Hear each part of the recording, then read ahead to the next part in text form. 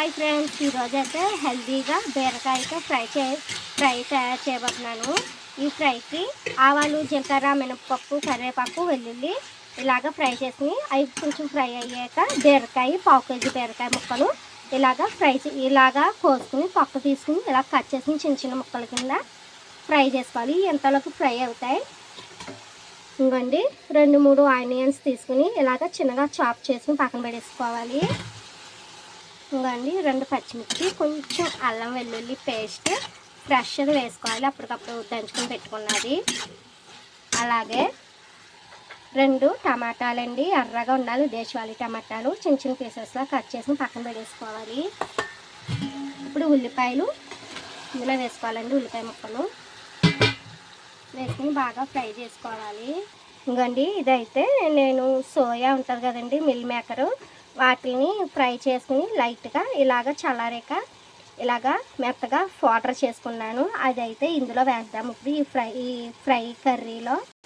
అలాగే 1 స్పూన్ కారం, సాల్ట్ అయితే నేనండి ఈ బీరకాయ ముక్కలు కట్ చేసుకునేటప్పుడే వేసుకున్నాను, ఎందుకంటే బాగా ఫ్రై అవుతాయి, చేదు గీది అని ఉంటే పోతుందని చెప్పేసి.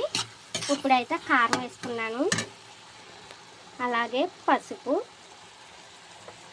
వేసుకుని బాగా కలుపుకొని టమాటా ముక్కలు వేసేసుకోవాలండి. ఇప్పుడు వీటితో పాటే మగ్గిపోతాయి.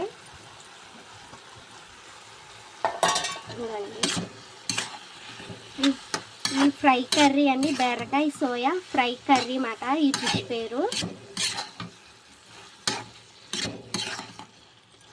చూసారా అంత వైట్, గ్రీన్, రెడ్గా కలర్ఫుల్గా ఉంది. ఇంకండి గరం మసాలా కొంచెం వేసుకోవాలి, ఎక్కువ వేసుకోకూడదు. వేసుకుని బాగా కలిపేసుకోవాలి. ఇప్పుడు ఇలాగ మగ్గుతున్నప్పుడే కర్రీని ఈ సోయా పౌడర్ చూపించాను కదా, అది ఇందులో వేసుకోవాలి. ఇదైతే బాగా కలుపుకోవాలండి. ఇంకోండి అంతే అండి, మన సింపుల్ బీరకాయ ఫ్రై కర్రీ అయితే సోయా బీరకాయ ఫ్రై కర్రీ రెడీ అయిపోయింది. ఈ వీడియో మీకు నచ్చిందా?